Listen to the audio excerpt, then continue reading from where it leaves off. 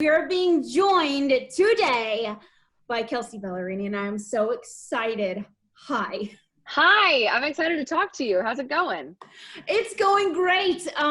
Super excited to have you be joining us today. I'm a major fan, so Thanks. I apologize if I fangirl out a couple times. No, I that makes me happy. That makes me feel like I'm doing something right. So please fangirl. I'll fangirl you, you fangirl me. It'll just be exchange of fangirling. Great. This will just be so much female energy that our poor listeners and Chris will just have to deal with. Sorry. And especially after your two songs, you have two songs, The Other Girl and Hole in the Bottle, that came out recently. Love them both, but The Other Girl is so powerful for a lot of reasons. And unfortunately, I feel like it covers an experience that at some point every woman is going to have to go through in their lives. And I just wanted to ask about the process of performing that song, writing it, everything that went into it, because it's such an emotionally poignant song. Yeah, I love this song because it's such a story. If you follow it, like it's really taking you through this emotional journey of these two these two women who are finding out that, you know, they're both getting lied to, and they're kind of discovering this as the song unfolds. And so I've always thought of it as like kind of like a today's The Boy Is Mine, or a today's Does He Love You, where it's the women kind of having the first confrontation. But what I really am proud of with the song is, even though it's wrapped in all this angst and all this kind of darker energy, there's never a moment where it's confrontational towards each other. You know what I mean? Like, there's never a moment where it's like, it's your fault. It's always like the mystery of it all, which I think is really important in today's world, to never pit two women against each other. So that's something I'm really proud of. But yeah, it's just this emotional journey of the realization, the moment of, oh, this isn't what I thought it was. And oh, he loves you too. And oh, there's two of us. It's kind of that moment of, aha, this is bad. Yeah, absolutely. And not putting it on each other. Girls supporting girls. Yeah. You know. Yeah. Which is important. So you're going to be performing at the ACM Awards this year. Yes.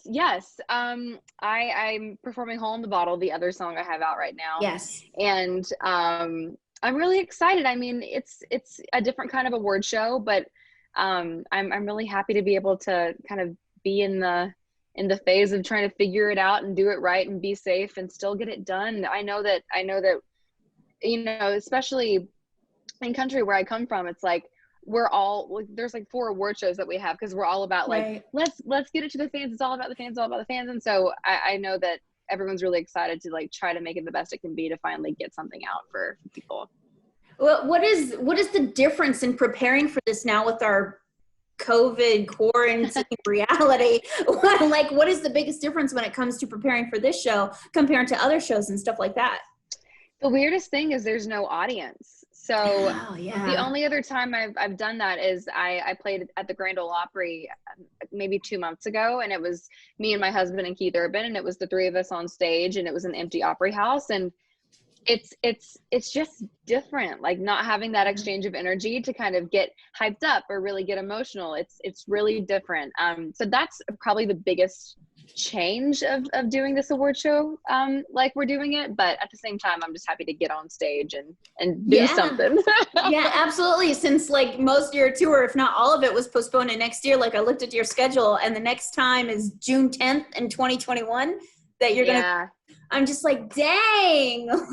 Yeah, I feel so deeply for all of, not only like the artists, but like the bands and the crews, and everyone's really just like trying to like get through it and figure it out until we can get back on the road. Yeah.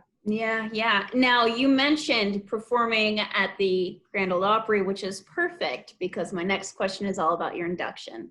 You got inducted last year, and you got to perform with Carrie Underwood. Yeah. And apparently there was a cool moment backstage where Keith Urban heard you guys sing, was just like, hey, I'm going to be part of this.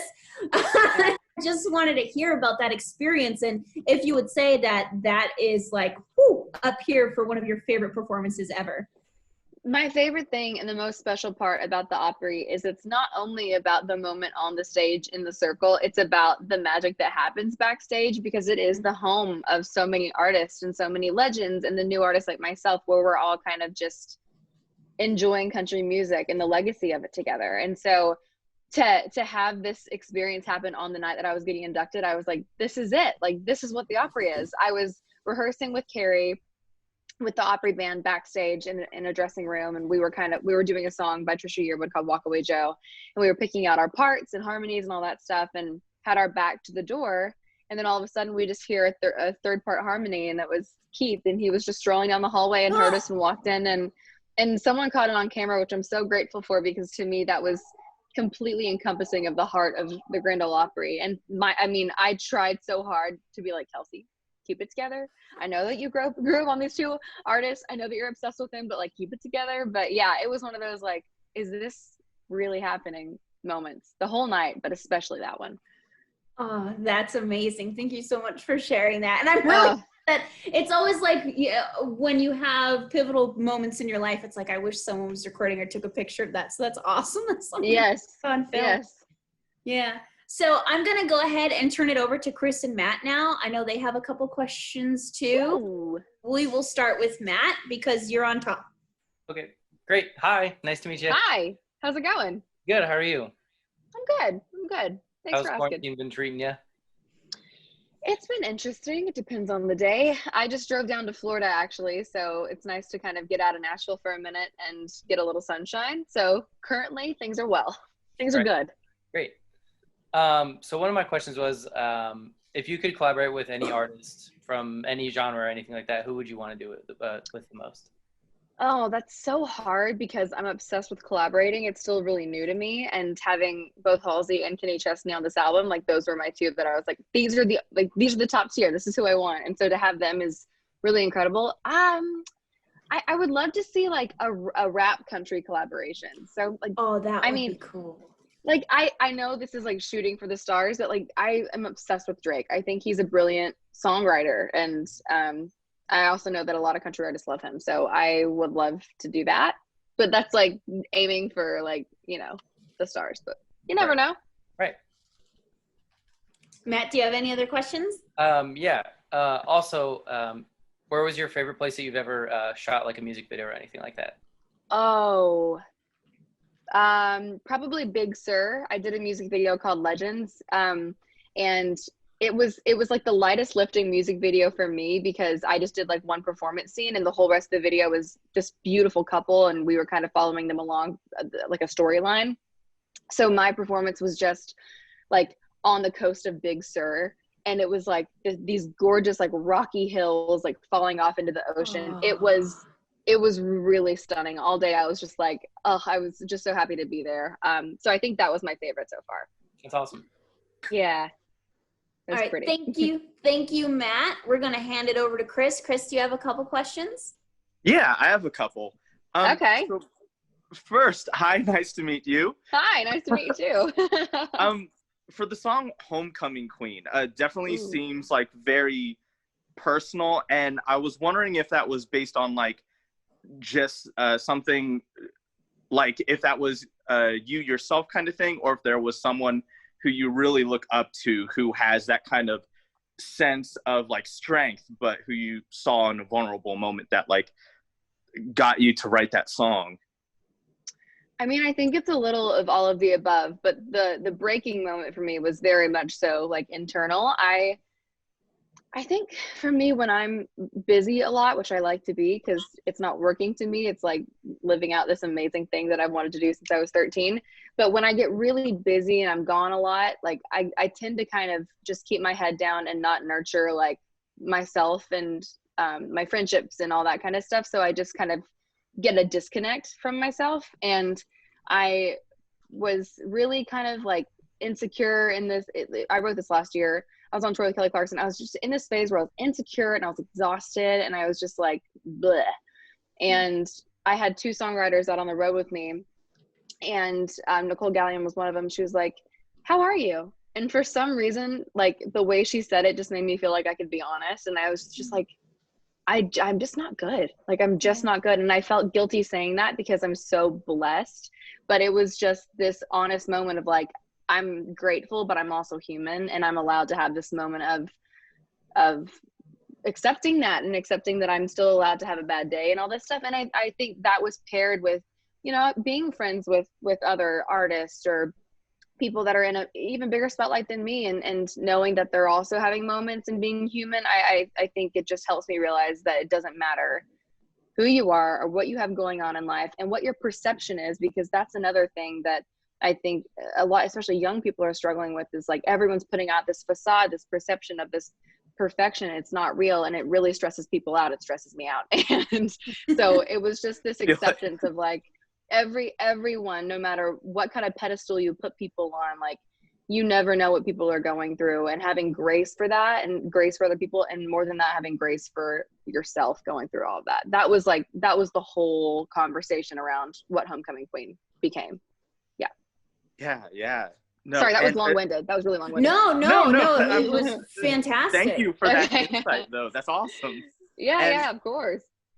Especially with like everything going on right now, I think, like, you know, there's that kind of sense of like, I still got to be doing stuff, getting stuff done. Do you still like feel kind of that pressure, even though everything's kind of shut down right now? Or I put out my album March 20th, and it was like the week the world shut down. And so it was this we were playing Tetris, because we were like, how do we get out of the way of, there needs to be space for the information that is way more important than me talking about an album to go. And so we just kind of put it out, and we were like, I'm going to step away, let people discover it as they discover it. And all of my plans went away, you know, all my plans to release it. So I kind of went through this phase of like, just like kind of empty. I was like, I worked a year and a half on this project and no one hears it. Like, I just like had a pity party for myself, like whatever. And then like a month later, I was like, I really started getting creative again, because I just had this, like, I'm having the space and the time to not cram a writing session in between 2 tour dates where I'm exhausted. I'm like really having the time to write right now. I'm actually at my friend's house, who's a songwriter right now, and we're just writing for fun, you know, because there's like, we don't know what's next. And that's actually kind of exciting and freeing when you're just being creative. So at first I was like, I'm not writing. And now I'm like, I'm writing a ton. Yeah. You know, it's funny, you touch on something that I feel like we've all experienced is in quarantine. It's almost like we've been able to take a step back and refocus on ourselves. Yeah. And while yes, it's awful what the world is going through, it's kind of been like a good, nice, soft reset for everyone in our lives, I think, you know, to get back to the basics. Yeah, it definitely like makes you reprioritize your life and what's important and who's important, because you know, being able to even like, who are you going to put the energy into like having a conversation with or seeing when it's safe. Like it's making you refocus, which I think is probably a good thing for a lot of people. Absolutely. Chris, do you have any more questions? Just one more, since you brought it up. So since you're kind of working on a lot of music right now, being in quarantine, and you're having this kind of big creative hit, is there like a certain song or something that you're really excited about that you've stumbled upon more recently?